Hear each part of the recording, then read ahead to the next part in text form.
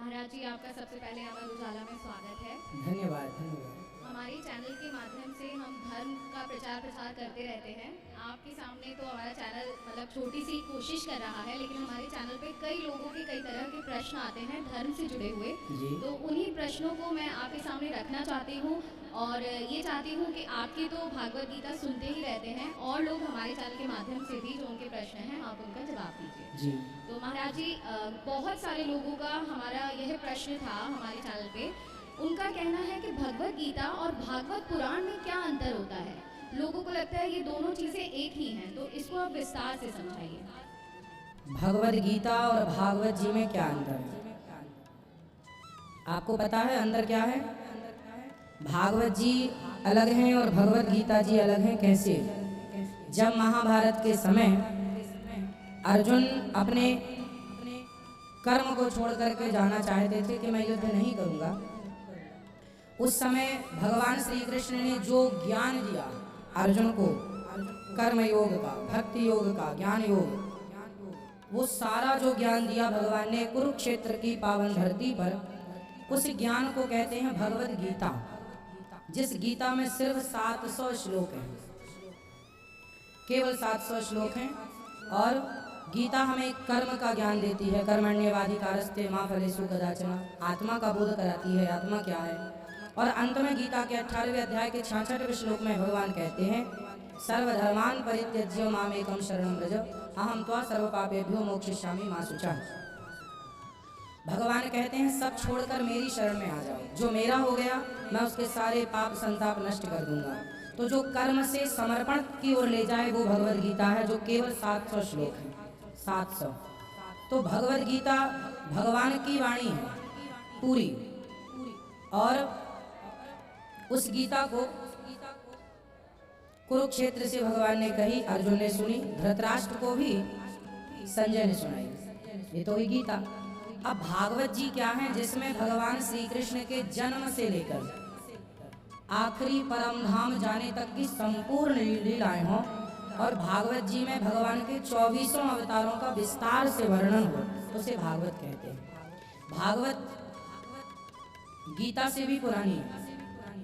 भागवत कब से? सबसे पहले भागवत का ज्ञान भगवान नारायण ने ब्रह्मा जी को दिया। भागवत का ज्ञान किसने किसको दिया? सबसे पहले भगवान नारायण ने। 4 श्लोकों की भागवत थी पहले। तो 4 श्लोक में अहमेवास्मेवाग्रे नान्यद्यत् सत्सत् परं पश्चादहं यदेतच्चयोवशिष्येत् सोऽस्म्यहं ऋतेर्थं यत् प्रतीयत न प्रतीयत चात्मनि तद्विद्यादात्मनो मायां यथा भासो यथा तमः यथा महान्ति भूतानि इत्यादि 4 श्लोक दे करके और भगवान नारायण ने ब्रह्मा जी को दिया। फिर वही ब्रह्मा जी ने 4 श्लोक नारद जी को दिए। फिर नारद जी ने वेद व्यास जी को दिए, तो व्यास जी ने उस 4 श्लोक के विस्तार करके 18,000 श्लोक कर दिए। और वही भागवत सुखदेव जी को पढ़ाया व्यास जी ने अपने पुत्र सुखदेव भगवान को, जिन्होंने राजा परीक्षित को श्राप लगने पर, राजा परीक्षित कौन है? अभिमन्यु पुत्र। अभिमन्यु कौन है? अर्जुन पुत्र। तो अभिमन्यु पुत्र परीक्षित को जब 7 दिन में श्राप लगा कि 7 दिन में आप मर जाएंगे, इति लंघित मर्यादम तक्षका सप्तमे हनि, तब परीक्षित को अपने कल्याण का कोई साधन नजर नहीं आया। तब सुखदेव भगवान ने राजा परीक्षित के कल्याण के लिए भागवत सुनाई, वो भागवत है। तो ये भागवत भगवान नारायण से ब्रह्मा जी, ब्रह्मा जी से नारद जी, नारद जी से व्यास जी और व्यास जी से सुखदेव भगवान और सुखदेव भगवान से परीक्षित और परीक्षित से हम सब तक ये भागवत आई। और गीता भगवान ने अर्जुन को सुनाई। तो भगवान गीता के पहले भागवत सुना चुके थे ब्रह्मा जी को। तो गीता ये है और भागवत जी ये हैं, दोनों भगवान की वाणी हैं। पर समय समय पर गीता प्रकट हुई द्वापर में और भागवत जी सृष्टि के प्रारंभ में सतुर में ही भगवान ने उपदेश कर दिया। निश्चित ही ये अंतर सबको पता चल गया होगा जी। और एक और प्रश्न हमेशा से आता है, हमेशा से पत्नी का स्थान ऊंचा माना गया है। किसका स्थान? पत्नी का। पत्नी का। हमने आप लोगों के ही माध्यम से सुना है कि कृष्ण जी और रुक्मणी जी का विवाह हुआ था, लेकिन हम सब जो हैं राधा कृष्ण को पूजते हैं, राधा कृष्ण को मानते हैं। तो यहाँ हम लोगों का कई प्रश्न ऐसे आते हैं कि रुक्मणी जी का क्या अस्तित्व है और उनकी क्या कहानी है? इसमें 2 कहानियां हैं, 2 कथाएं हैं।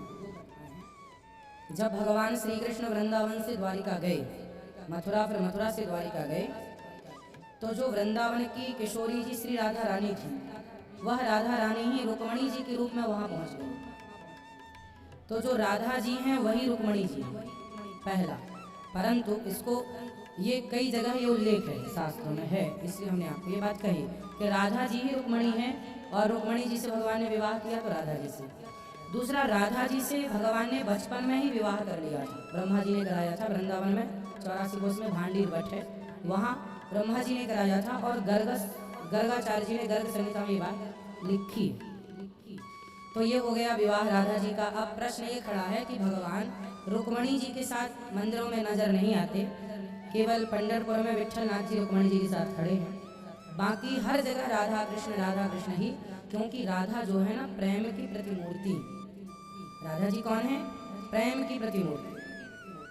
और भगवान के बगल में राधा जी नहीं, प्रेम की स्वरूपा राधा जी खड़ी हैं। भगवान कहते हैं कि जो मुझसे प्रेम करेगा वही मेरे बगल में खड़े होने का अधिकारी होगा। राधा जी और रुक्मणी जी का एक और संबंध है। एक बार की बात है कि रुक्मणी जी और भगवान श्री कृष्ण द्वारिका से एक संत जी आए, दुर्वासा जी, उनको लेकर के रुक्मणी जी आ रही थी तो उन्हें प्यास लगी तो भगवान ने पाद प्रहार किया तो रुक्मणी जी ने पानी पीना स्टार्ट कर लिया। रुक्मणी जी ने भगवान से नहीं पूछा कि आप भी पी लो, गुरु जी बैठे हैं गुरु जी को भी लेकिन कितनी प्यास थी किसी से पूछने की फुर्सत नहीं थी। तब दुर्वासा जी ने कहा, रुक्मणी जी आपको जरा सी प्यास लगी तो आपने सबको बुला करके अपनी प्यास बुझाई और किसी की तरफ ध्यान नहीं दिया, लेकिन 100 वर्षों से राधा रानी कृष्ण के वियोग में अपना खाना पीना पानी भोजन त्याग कर केवल कृष्ण कृष्ण जप रही हैं। इसलिए उस त्याग को प्रभु आप सम्मान दीजिए। तो राधा रानी के त्याग को सम्मान देने के लिए भगवान ने हर मंदिर में राधा रानी को स्थान दिया। वो त्याग की प्रतिमूर्ति है, 100 वर्षों तक त्याग किया है, 100 वर्षों के बाद मिलन हुआ। तो बहुत सारे ये कारण हैं। तो राधा जी और रुक्मणी जी को भेद दृष्टि से नहीं मानना चाहिए, मूल तत्व एक है, राधा ही रुक्मणी है और रुक्मणी जी ही राधा।